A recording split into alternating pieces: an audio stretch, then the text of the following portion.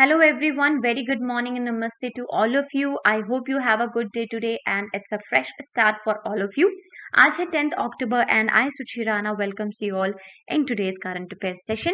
So आज के current affairs session में भी important questions with detailed explanation हम करेंगे and उससे पहले for new viewers, if you want to download the PDF of this current affairs session, so आपको link मिल जाएगा description box में. Click on that link. Join our Telegram channel and get the PDF of this current affairs session every day in our Telegram channel. Right? So अब शुरू करते हैं आज का current affairs session without delaying. Let's see what we have today. So आज का हमारा पहला question है वो कहता है which country successfully test fired its highly taught hypersonic cruise missile called Zircon. किस देश ने सिरकॉन नामक अपनी अत्यधिक टोटी वाली हाइपरसोनिक क्रूज मिसाइल का सफलतापूर्वक परीक्षण किया है? कौन सी कंट्री ने किया है? देखिए, रशिया या फिर फ्रांस? आंसर्स मार्क करते हुए चलिएगा एंड कमेंट सेक्शन में जरूर बताइए कि आज का आपका स्कोर कितना रहा और आपको ये सेशन कैसा लग रहा है. राइट, सो यहाँ पर जो सही आंसर है वो है रशिया. रशिया ने अभी अपनी हाइपरसोनिक क्रूज मिसाइल जिसका नाम है सिरकॉन उसको लॉन्च किया है in the waters of north western Russia और इसने जो डिस्टेंस कवर की है वो ऑलमोस्ट 450 किलोमीटर्स का डिस्टेंस कवर किया है. राइट, सो अब चलते हैं नेक्स्ट क्वेश्चन की तरफ. आई hope it's clear. Which bank has partnered with Vistara to launch a co-branded forex card to cater the needs of international travelers? किस बैंक ने अंतर्राष्ट्रीय यात्रियों की जरूरतों को पूरा करने के लिए को-ब्रांड फॉरेक्स कार्ड लॉन्च करने के लिए विस्तारा के साथ साझेदारी की है? ऑप्शंस में देखिए क्या है. Don't look at the card given on the screen, उसको नहीं देखना है, आपको ऑप्शंस देखने हैं पहले. एक्सिस बैंक या फिर HDFC बैंक. यहाँ पर जो सही आंसर है वो है एक्सिस बैंक.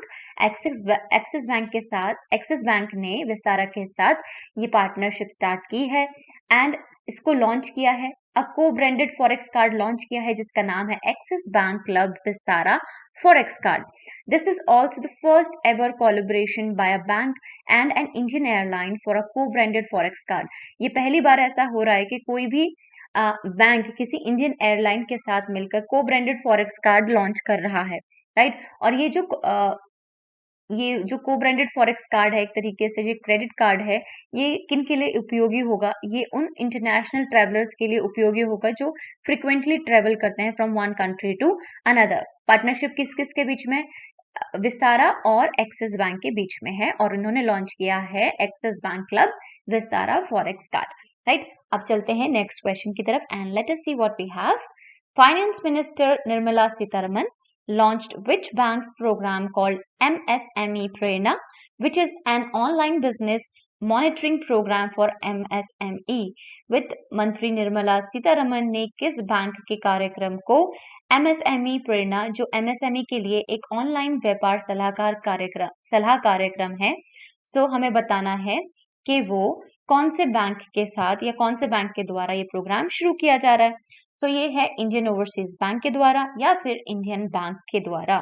तो यहाँ देखिए ऑप्शंस क्या क्या हैं, अपना आंसर मार्क कीजिए और जो सही आंसर है यहाँ पर वो है इंडियन बैंक. इंडियन बैंक के साथ मिलकर या फिर कहें कि इंडियन बैंक ने लॉन्च किया है MSME प्रेरणा, एक प्रोग्राम जो कि इनॉग्रेट किया या फिर कह सकते हैं लॉन्च किया बाय श्रीमती निर्मला सीतारमन जो कि हमारी union minister of finance and corporate affairs हैं. So the program to be made available in local languages. ये जो प्रोग्राम है ये लोकल लैंग्वेजेस में भी अवेलेबल होगा. अब ये जो प्रोग्राम है MSME प्रेरणा, इसका उद्देश्य क्या है? इसका उद्देश्य है कि जितने भी एंटरप्रेन्योर्स हैं उनको एम्पावर करना, स्किल डेवलपमेंट करना और कैपेसिटी बिल्डिंग कराने के लिए कुछ कुछ वर्कशॉप्स की जाएंगी जिनके थ्रू हम एंटरप्रेन्योर्स को एम्पावर करेंगे थ्रू स्किल डेवलपमेंट और कैपेसिटी बिल्डिंग. अब ये जो प्रोग्राम्स हैं ये किसके द्वारा किए जाएंगे? क्योंकि इंडियन बैंक का ये प्रोग्राम है, सो इंडियन बैंक के ब्रांचेस में ही ये वर्कशॉप्स की जाएंगी.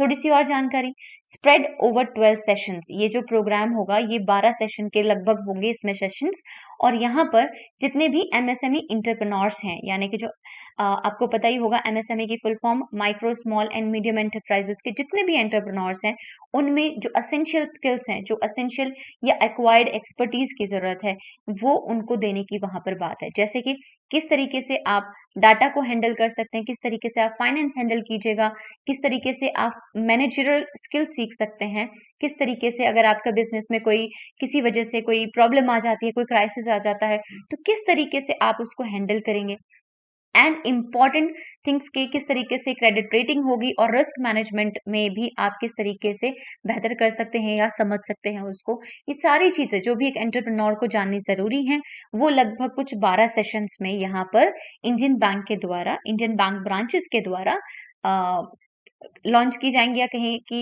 कंडक्ट की जाएंगी। सो इंडियन बैंक ने लॉन्च किया है एमएसएमई प्रेरणा, और कुछ और भी स्कीम्स हैं जो गवर्नमेंट के द्वारा एमएसएमई को प्रमोट करने के लिए चलाई जाती हैं। So for an additional information मैंने यहाँ पर मेंशन किया है, this will be available in your PDF also, so just go through it, एक बार इसको रीड कीजिएगा, then you will get it कि एमएसएमई को प्रमोट करने के लिए सरकार के द्वारा डिफरेंट काइंड ऑफ स्कीम्स जो है वो लॉन्च की गई हैं और अलग अलग तरीके से वो कंट्री में हेल्प करती हैं, right. So just to revise, I have mentioned this over here. अब बढ़ते हैं नेक्स्ट क्वेश्चन की तरफ। When is the World Mental Health Day observed every year? हर साल विश्व मानसिक स्वास्थ्य दिवस कब मनाया जाता है? ऑप्शन देखिए क्या क्या है, 9 अक्टूबर या फिर 10 अक्टूबर। यहाँ पर जो सही आंसर है वो है 10 अक्टूबर, यानी कि आज ही के दिन हम हर साल world mental health day celebrate करते हैं, यानी कि हर साल हम विश्व मानसिक स्वास्थ्य दिवस 10 अक्टूबर को सेलिब्रेट करते हैं। और ये दिन सबसे पहली बार मनाया गया 10 अक्टूबर 1992 को, एंड ये एक एनुअल एक्टिविटी यानी कि हर साल मनाया जाने वाला दिवस, इसको स्टार्ट किया गया by whom, world federation for mental health के द्वारा ये शुरू किया गया, और हर साल हम इसे 10 अक्टूबर को सेलिब्रेट करते हैं। You know how important is our mental health, so I wish all of you to stay peaceful and very mentally fit, right. So अब चलते हैं नेक्स्ट क्वेश्चन की तरफ। Poverty and shared prosperity report is released by, गरीबी और साझा समृद्धि report किसके द्वारा रिलीज की जाती है या प्रकाशित की जाती है? देखिए कि इनके द्वारा ऑप्शंस में क्या है, वर्ल्ड बैंक या फिर इंटरनेशनल लेबर ऑर्गेनाइजेशन। यहाँ पर जो सही आंसर है वो है वर्ल्ड बैंक। वर्ल्ड बैंक के द्वारा poverty and shared responsibility report वो रिलीज की जाती है। ये हर साल नहीं दी जाती, ये बाइनियल होती है, यानी कि हर 2 साल के बाद ये रिपोर्ट आती है। और अराउंड द ग्लोब किस तरीके से गरीबी बढ़ रही है या कम हो रही है, गरीबी की कितनी आप कह सकते हैं इंक्रीमेंट और डिक्रीज कितना हो रहा है, कितने गरीब लोग हैं, किन किन कंट्रीज में कैसी कैसी हालत है, ये सारी चीजें हमें इस रिपोर्ट से, मोस्ट एक्यूरेट डाटा हमें यहाँ से इससे पता चलता है, राइट। और थोड़ा सा इसके बारे में, द पेंडेमिक में पुश अनदर 88, ये जो रिपोर्ट हमें यहाँ पर कुछ की फाइंडिंग्स हैं इसकी, कि ये हमें बताती है कि जो पेंडेमिक से हम गुजर रहे हैं यानी कि कोरोना वायरस, इसकी वजह से हमारी पूरे ग्लोब की अगर बात करें, सभी कंट्रीज की इकोनॉमी जो है वो डाउन हो रही है, एंड दिस पेंडेमिक में push another 88 million to 115 million into extreme poverty, यानी कि ये बात करती है कि ये लगभग जो 18 मिलियन लोग हैं उससे बढ़कर अब 115 मिलियन लोग हो जाएंगे जो एक्सट्रीम पोवर्टी या एक्सट्रीम गरीबी से गुजरेंगे, और having to live on less than 1.50 dollars per day के हिसाब से जिनको अपनी जिंदगी जीनी पड़ेगी, resulting in total of 150 million such individuals. इसका मतलब लगभग 150 मिलियन ऐसे इंडिविजुअल्स होंगे यानी कि जो गरीबी से गुजर सकते हैं या जो गरीबी में पड़ जाएंगे, क्योंकि इकोनॉमी पूरी तरीके से डाउन हो रही है। Some 9.1 to 9.4% of the world will be affected by extreme poverty in 2020। ये बताते हैं कि लगभग कुछ ना कुछ, अगर ज्यादा भी ना कहें तो कम भी ना कहें तो कुछ ना कुछ 9.1 से लेकर 9.4% की जो वर्ल्ड की पॉपुलेशन है वो एक्सट्रीम पोवर्टी से गुजरेगी या एक्सट्रीम पोवर्टी का सामना करेगी इन 2020, जैसे कि आप ऑलरेडी देख रहे हैं। This year has been the worst in every case, right. तो यहाँ पर अब बढ़ते हैं नेक्स्ट क्वेश्चन की तरफ, and let us know more about world bank. World bank का हेडक्वार्टर कहाँ है? वॉशिंगटन डीसी, यूनाइटेड स्टेट्स में। पेरेंट ऑर्गेनाइजेशन कौन है? World bank group obviously. Found कब किया गया? 1944 में। और इसका मोटो क्या है? दुनिया से गरीबी को निकालना या दुनिया को गरीबी मुक्त बनाना एक तरीके से। सो ये इसका मोटो है। और वर्ल्ड बैंक क्या करता है? जो डेवलपिंग कंट्रीज हैं या अलग अलग जो इसके इंस्टीट्यूशंस हैं वो कुछ डेवलपिंग कंट्रीज और जो एक्सट्रीम पुअर कंट्रीज हैं उनको लोन प्रोवाइड करता है यहाँ पर, जिसका जैसे कि इसका मोटो है कि हमें एक वर्ल्ड बनाना है फ्री ऑफ पॉवर्टी।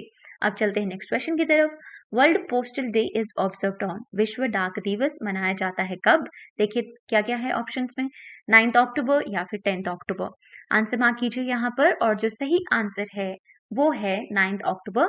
9 अक्टूबर को हम हर साल विश्व डाक दिवस मनाते हैं। आप जानते ही हैं कि जितनी भी खुशखबरियाँ आती हैं for your government jobs, for your admit cards, पहले तो बहुत ज़्यादा, अगर कोई फैमिली है या आप कहें कि किसी का बच्चा जो है वो इंडियन आर्मी में है या किसी भी फोर्सेस में है, अपने घर से दूर रहते हैं, तो वो डाक ही एक ऐसा मीडियम हुआ करता था जिसके थ्रू लोग एक दूसरे से कम्युनिकेट करते थे और अपनी विशेस जो हैं या अपने फीलिंग्स जो हैं वो एक्सप्रेस करते थे। So very important. अभी टेक्नोलॉजी ने लगभग इसकी प्लेस ले ली है, लेकिन अभी पूरी तरीके से नहीं ली है। Post is very important in our day to day life. So इसी दिन को सेलिब्रेट करने के लिए, इसी चीज को बताने के लिए लोगों में अवेयरनेस फैलाने के लिए कि पोस्ट हमारी लाइफ में कितना इंपॉर्टेंट है, for the life of people as well as for businesses के लिए कितना इंपॉर्टेंट है, हम वर्ल्ड पोस्ट डे सेलिब्रेट करते हैं हर साल 9 अक्टूबर को। It is celebrated in remembrance of the establishment of universal postal union. यानी कि हम ये दिन किस लिए मनाते हैं? पहली चीज तो हम लोगों को अवेयर करने के लिए मनाते हैं। दूसरी चीज, इसका एक सिग्निफिकेंस भी है कि जब पहली बार आप कहें कि यूनिवर्सल पोस्टल यूनियन जब स्टैब्लिश हुआ 1874 में स्विट्जरलैंड में, सो इसके स्थापना दिवस के रूप में भी हम world postal day around the globe celebrate करते हैं 9 अक्टूबर को। आई होप यहाँ तक सब कुछ सारा कुछ आप सभी को क्लियर हो गया होगा। अब चलते हैं नेक्स्ट क्वेश्चन की तरफ। Who is the winner of Nobel prize in literature 2020? साहित्य के क्षेत्र में 2020 में नोबेल पुरस्कार का विजेता कौन है? ऑप्शन देखिए कौन है, लुईस ग्लक या फिर पीटर हैंडके। सो यहाँ पर जो सही आंसर है वो है लुई ग्लक, और जो पीटर हैंडके हैं वो 2019 में लिटरेचर नोबेल प्राइज 2019 के विनर रहे हैं। So the Nobel Prize 2020 was awarded to Louise Gluck. It has been awarded for her unmistakable poetic voice that with austere beauty makes individual existence universal. So इन्होंने, इनकी एक poetic voice के unmistakable poetic voice आई थी जिसके लिए इनको ये Nobel prize in literature दिया गया है। She is the first female poet to win the prize since 1996। ये जो है लुईस क्लर्क, ये पहली महिला पोएट हैं जिनको नोबेल प्राइज इन लिटरेचर मिला है सिंस 1996 से किसी भी महिला पोएट को या महिला लेखिका को ये अवार्ड नहीं मिला है। सो फर्स्ट पोएट हैं कौन? लुईस ग्लक, जिनको ये 1996 के बाद पहली महिला पोएट हैं जिनको नोबेल प्राइज इन लिटरेचर मिला है। अब चलते हैं नेक्स्ट क्वेश्चन की तरफ। Who has been appointed as the new deputy governor of RBI? RBI के न्यू डेप्यूटी गवर्नर के रूप में किसे नियुक्त किया गया है? ऑप्शन देखिए क्या है, एम राजेश्वर राव या फिर दिनेश कुमार खारा। हमने अभी कुछ टाइम पहले ही डिस्कस किया था कि दिनेश कुमार खारा जी कौन है, ये एसबीआई के न्यू चेयरमैन हैं। सो इसीलिए हमारा यहाँ पर आंसर हो जाता है एम राजेश्वर राव। ये है हमारे आरबीआई के न्यू डिप्यूटी गवर्नर। यहाँ पर as per the RBI act the central bank should have 4 deputy governors. यानी कि आरबीआई एक्ट के तहत सेंट्रल बैंक में, क्योंकि आरबीआई हमारा क्या है, सेंट्रल बैंक है हमारे इंडिया का, तो यहाँ पर must have, they should have 4 deputy governors, दो from the ranks, one commercial banker और another one economist होना चाहिए। The deputy governor appoints are made for initial 3 years। जो इनिशियली जब डिप्यूटी गवर्नर्स अपॉइंट किए जाते हैं तो वो शुरुआती तौर पर 3 साल के लिए किए जाते हैं, लेकिन वो री इलेक्ट या री अपॉइंट भी किए जाते हैं, वो एलिजिबल होते हैं री अपॉइंटमेंट के भी। थोड़ा सा आरबीआई के बारे में। आरबीआई क्या है? हमारे इंडिया का सेंट्रल बैंक है which control the issue and supply of Indian rupee. जो हमारे इंडियन रूपी, हमारी करेंसी को कंट्रोल और इशू या फिर सप्लाई करता है। RBI is a regulator of the entire banking in India. जितने भी हमारे कंट्री के अंदर जितने भी बैंक्स हैं उनको रेगुलेट करता है आरबीआई। गवर्नर कौन है? शक्तिकांता दास। स्टैब्लिश कब हुआ आरबीआई? 1 अप्रैल 1935 को। और हेडक्वार्टर्स कहाँ पर है? मुंबई के अंदर है। आई होप इट्स क्लियर। बढ़ते हैं नेक्स्ट क्वेश्चन की तरफ। Which state appointed a committee to control the price of masks and sanitizers? किस राज्य ने मास्क और सैनिटाइजर की कीमत को नियंत्रित करने के लिए एक समिति नियुक्त की है?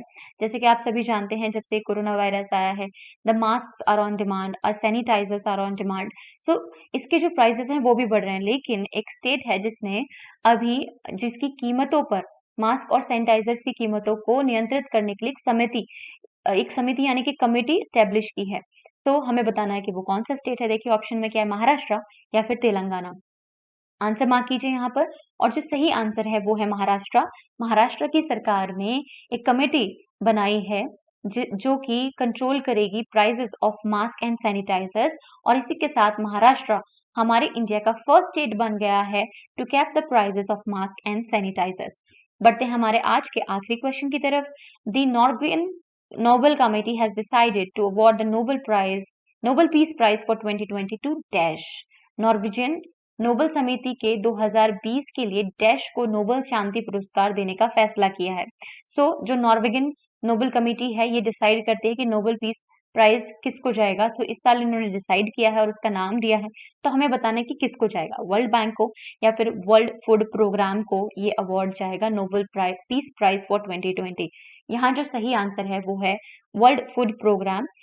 इनको जाएगा Nobel peace prize for 2020। So the World Food Program WFP is the world's largest humanitarian organization addressing hunger and promoting food security। यानी कि ये एक कहें कि बड़े पैमाने पर एक बहुत ही लार्जेस्ट एक प्रोग्राम है जो लोगों की भूख मिटाने का काम करता है और वो अलग अलग कंट्रीज में बहुत सारे लोगों को खाना खिलाते हैं। ये इसका लोगो है WFP का। अब थोड़ा सा इसके बारे में जान लेते हैं। The World Food Program is the food assistance branch of the United Nations and the world's largest humanitarian organization, addressing hunger and promoting food security। तो हमने जैसे आप अभी बताया था कि WFP क्या है, एक फूड असिस्टेंस ब्रांच है यूनाइटेड नेशंस की और ये लोगों को खाना देती है और फूड सिक्योरिटी प्रोवाइड कराती है। According to a report which is given by world food programme only, ये कहते हैं कि लगभग 83 कंट्रीज के अंदर और लगभग 91.4 मिलियन लोगों को हर साल ये जो प्रोग्राम है इसके तहत खाना दिया जाता है। अब ये जो इसका हेडक्वार्टर है वो कहाँ पर है, वर्ल्ड फूड प्रोग्राम का रोम इटली के अंदर। इसको फाउंड कब किया गया, 1961 में। पेरेंट ऑर्गेनाइजेशन कौन है जिसके अंदर वर्ल्ड फूड प्रोग्राम काम करता है, तो यूनाइटेड नेशन की जनरल असेंबली के अंदर ही वर्ल्ड फूड प्रोग्राम आता है। इसके हेड्स कौन है, Ertharin Cousin and David Beasley. And founder कौन है, फाउंडर्स है फूड एंड एग्रीकल्चर ऑर्गेनाइजेशन और United Nations General Assembly. I hope it's clear to everyone till here. आज का सेशन आपको पसंद आया होगा और आपने बहुत कुछ सीखा भी होगा। And if it is true, अगर आपने कुछ सीखा है, if you have learn something new and if you enjoyed the session, so do press the like button over there, share with your friends and also subscribe our channel for more videos or more educational content. So I will see you tomorrow in the tomorrow's current affairs session. Till then, take care of yourself and your family and we will see you tomorrow.